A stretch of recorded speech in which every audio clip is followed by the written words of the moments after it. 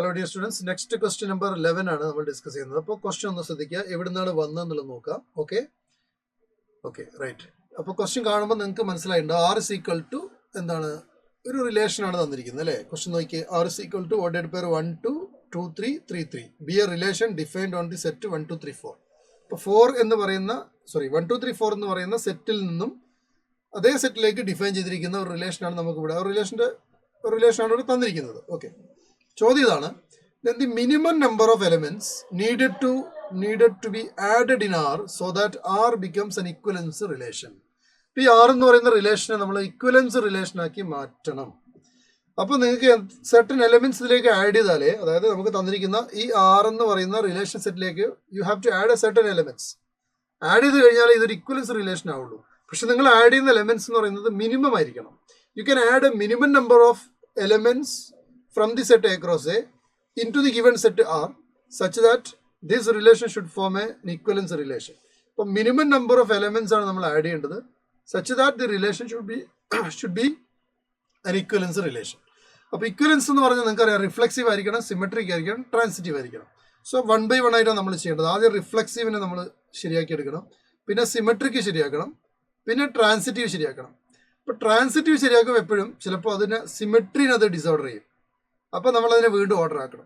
അപ്പോൾ ഇങ്ങനെയുള്ള കുറച്ച് കാര്യങ്ങളൊക്കെയാണ് ഇതിൽ ശ്രദ്ധിക്കേണ്ടത്. ഇതിൻ്റെ ലെവൽ എന്താണെന്ന് ചോദിച്ചു കഴിഞ്ഞാൽ, ഈ ക്വസ്റ്റിൻ്റെ നിലവാരം പറയുകയാണെങ്കിൽ ഇതൊരു ജസ്റ്റ് ആവറേജ് ക്വസ്റ്റ്യൻ ആണ് കേട്ടോ.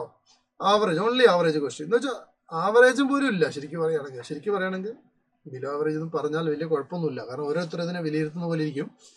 അപ്പോൾ എൻ്റെ ഒരു കാഴ്ചപ്പാടിൽ പറയുകയാണെങ്കിൽ ഞാനിതൊരു ആവറേജ് ക്വസ്റ്റ്യൻ ആയിട്ടാണ് ഇത് കൺസിഡർ ചെയ്യുന്നത്. കാരണം ഇവിടെ നമുക്ക് റിഫ്ലെക്സീവും സിമെട്രിക്കും ട്രാൻസിറ്റീവും ഒക്കെ അറിയണമല്ലോ. മാത്രമല്ല ട്രാൻസിറ്റീവ് നമ്മൾ വളരെ ശ്രദ്ധിച്ച് ചെയ്തില്ലെങ്കിൽ ഇത് തെറ്റിപ്പോവുകയും ചെയ്യും.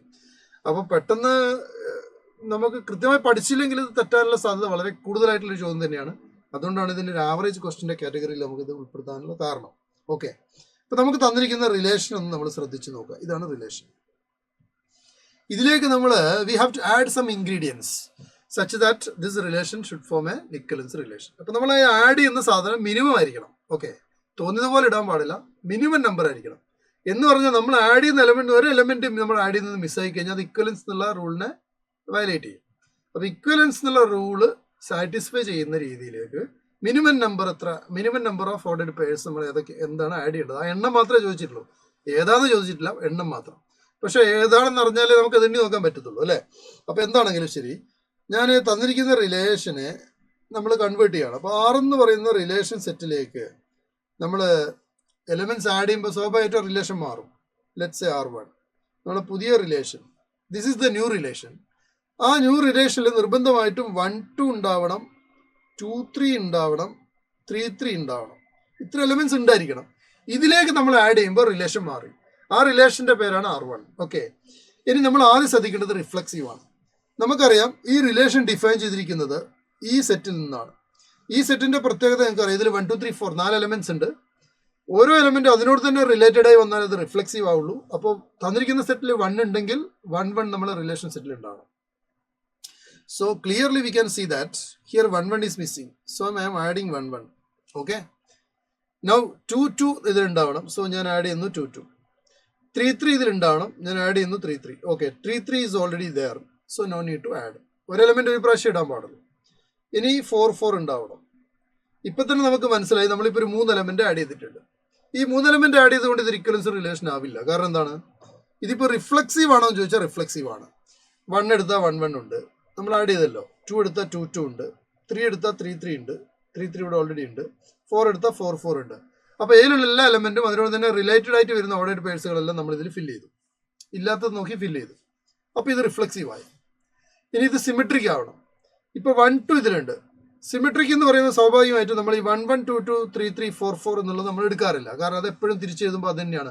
ആ ഓർഡേഡ് പെയറിനെ നമുക്ക് ഒരിക്കലും എന്താ പറയുക, ഇപ്പോൾ 1 1 തിരിച്ചു എഴുതുമ്പോൾ 1 1 തന്നെ കിട്ടുക. അപ്പോൾ ഒരിക്കലും നമുക്ക് അതിനെ അങ്ങനെ ചെക്ക് ചെയ്യേണ്ട കാര്യമില്ലല്ലോ. 1 1 ഈസ് ഓൾവേസ് സിമെട്രിക് അല്ലേ.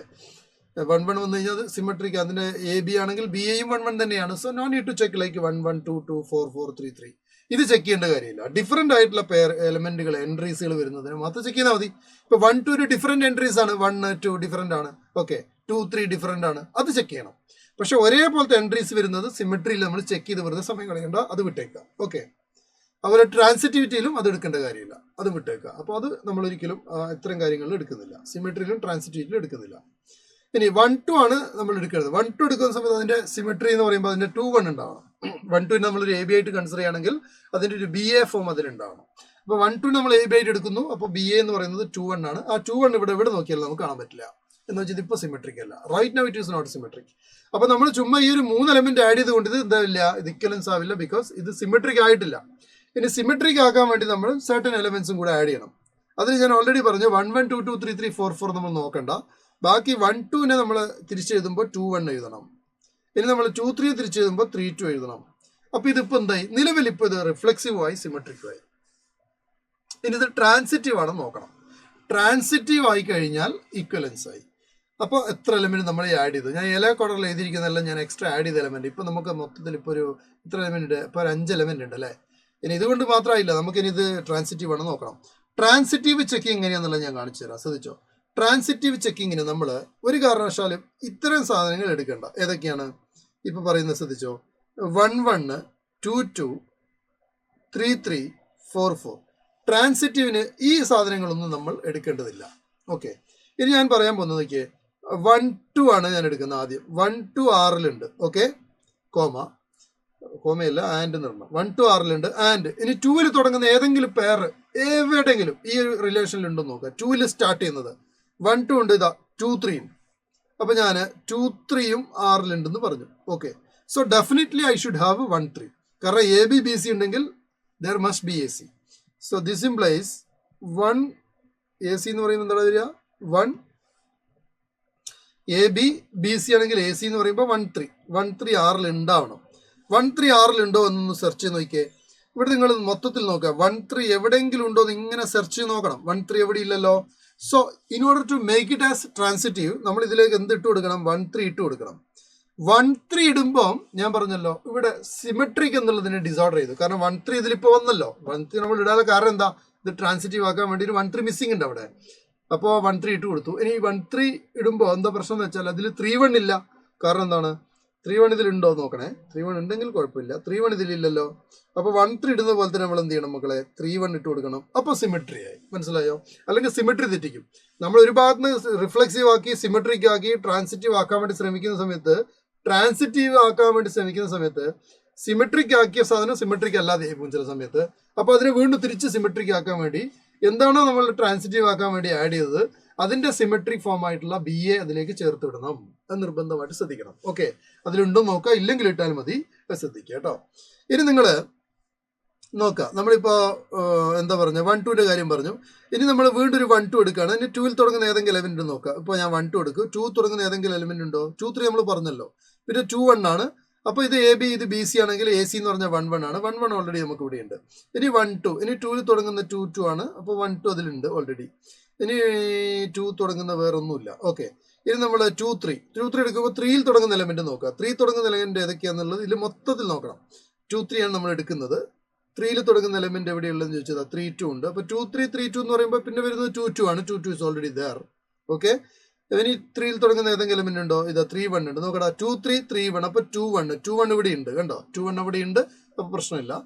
ഇനി നമ്മൾ ഇത് വെച്ച് നോക്കണ്ട, ഇത് വെച്ച് നോക്കണ്ട, ഇത് വെച്ച് നോക്കണ്ട, ഇത് വെച്ച് നോക്കണ്ട. ട്രാൻസിറ്റിവിറ്റിക്കും സിമെട്രിക്കിനും ഇത്രയും സാധനങ്ങൾ വെച്ച് നോക്കേണ്ടതില്ല. 2-1, ഇനി 1 തുടങ്ങുന്നത് ഏതാണ്, 1 തുടങ്ങുന്നത് എവിടെയെങ്കിലുമൊക്കെ ഉണ്ടോ നോക്കിയേ. 1 തുടങ്ങുന്നത് 1-2 ഉണ്ട്. അപ്പോൾ 2-1 1-2 എന്ന് പറഞ്ഞാൽ 2-2 ഇതിലുണ്ട്. ഇനി 1 തുടങ്ങുന്ന ഇതാണ്. അപ്പോൾ 2-1 1-3. അപ്പോൾ 2-3 ഇതിലുണ്ടോ നോക്കുക. 2-3 ഇതിലുണ്ടോ, യെസ് 2-3 ഇതിലുണ്ട്. ഇനി 1 തുടങ്ങുന്ന ഒന്നുമില്ല. പിന്നെ 3-2 ആണ്. 2 തുടങ്ങുന്ന കാര്യങ്ങളൊക്കെ നമ്മൾ നോക്കണം. 3-2 2-3 3-3 ഉണ്ട്. പിന്നെ 3-2 പിന്നെന്താണ്, വേറെ എവിടെ ഒന്നുമില്ലല്ലോ. 3-2 2-1 3-1 ഇതിലുണ്ടാവും. 3-1 ഇതിലുണ്ട്. Okay, no it's fine, everything is okay. അപ്പോൾ ഇതാണ് നമ്മൾ ആഡ് ചെയ്ത എലമെന്റ്സുകൾ. ഏതൊക്കെയാണെന്ന് ചോദിച്ചാൽ ആ വൈറ്റ് കളർ ഒഴിച്ച് ബാക്കിയുള്ളതെല്ലാം.